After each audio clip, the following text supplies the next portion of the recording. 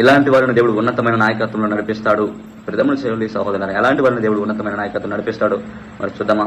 కీర్తన గ్రంథం 28వ అధ్యాయం 9వ వచనంలో దేవుని మాటలు, నీ జనులను రక్షింపుము, నీ స్వాస్థ్యమును ఆశీర్వదింపుము, వారికి కాపురవై నిత్యం వారిని ఉద్ధరింపుము. ఈ లేఖనం ఏమని దేవుడు తెలియజేస్తున్నా అంటే, నీ స్వాస్థ్యమైన వారిని, నీ బిడ్డలైన వారిని, నీ కుమారులని, నీ కుమార్తెలని, ఈ భూమి మీద ఉన్న ప్రతి ఒక్కరూ నీ వారే కదా. కాబట్టి వారిని ఆశీర్వదించు, వారిని నిత్యము నడిపించు, వారికి తోడుగా నీ ఉండు అని విజ్ఞప్తి చేస్తున్నాడు. దేవుడికి తెలియజేస్తున్నాడు, తన ప్రార్థన చేస్తున్నాడు. తమ్ముడు చెల్లి సహోదరులారా, ఇలాంటి వారుగా మనం ఉన్నామా ఒకసారి ఆలోచించండి. ఇలాంటి వారు ఉన్నట్లయితే వారిని దేవుడు ఖచ్చితంగా దీవిస్తాడు, గొప్ప చేస్తాడు, ఖచ్చితంగా మనసుకు తగిన ప్రతిఫలాన్ని ఇస్తాడన్నట్టుగా మనం చూడొచ్చు. దేవుడు మంచి వారిని ఖచ్చితంగా దీవిస్తాడు, ఆశీర్వదిస్తాడు. మంచి మనసుని ఎన్నడు దేవుడు విడవడు. అయితే మనం చూడొచ్చు రోమపత్రికలో 15వ అధ్యాయంలో 2వ వచనంలో, తన పొరుగు వాడికి క్షేమాభివృద్ధి కలుగునట్లు మనలో ప్రతి వాడును మేలైన ధాన్యంలో ఆదరణని సంతోషపరచవలను.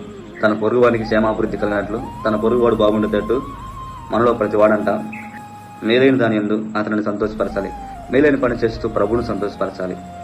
మేలైన పని ఏంటి? పొరుగు వారి గురించి దేవుని దగ్గర తెలియచేయడం, విజ్ఞప్తి చేయడం, ప్రార్థించడము. వారు బాగుండాలి, వీరు బాగుండాలి, వారు ఆ పనిలో విజయం సాధించాలి, ప్రతి ఒక్కరూ సంతోషంతో సమాధానంగా ఉండాలి, ప్రభా వారందరికీ నువ్వు తోడుగా ఉండాలి అని చెప్పి ప్రభువును సంతోషపరచాలి అని ప్రభు ఆశిస్తున్నాడు.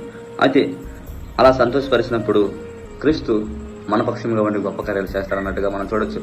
దావీదు అలాంటి మనస్తత్వం కలిగి ఉన్నాడు కాబట్టి నాయకత్వంలో దేవుడు నడిపించాడు, రాజుగా తనని స్థిరపరిచాడు. అదే రీతిగా యేసేపు జీవితాన్ని మనం చూడొచ్చు. ఎన్ని బాధలు వచ్చినా, ఎన్ని కష్టాలు వచ్చినా తన పొరుగు వారిని ద్వేషించలేదు, కానీ ప్రేమించాడు. తన కలిగి ఉన్న దాన్ని బట్టి ఎల్లప్పుడూ ప్రభుని గణపరిచాడు. అలానే దేవుడు యేసేపుని దీవించాడు, ఆశ్రయించాడు. అలానే మోషేని మనం చూసినట్లయితే, నీ స్వాస్థ్యం, నీ బిడ్డల పక్షంగా నువ్వు తోడుగా ఉండి, అందరికీ అండగా ఉండి, మమ్మల్ని అందరినీ దరిచేర్చి ఉద్ధరించు అని తన మంచి మనసుతో దేవుడికి విజ్ఞప్తి చేస్తుంటాడు. అలానే తమ్ముడు చెల్లి సహోదరు ఇక్కడ తెలియజేస్తుంది ఏంటంటే, క్రీస్తు గాని తనను తాను సులువుకి ఎందుకు అప్పుకొచ్చుకున్నాడంటే, ప్రతి మనిషి పాపం నుంచి ప్రత్యేకించబడాలని, ప్రతి ఒక్కరూ రక్షించబడాలని, ప్రతి ఒక్కరూ ఆయన రక్తంలో కడగబడాలి, సంతోషం సమాధానం పొందుకోవాలని ఆయన రక్తం కార్చాడే. కానీ ఆయన స్వార్థం కోసము నేను మరణిస్తే నన్ను అందరూ గుర్తిస్తారని కాదు.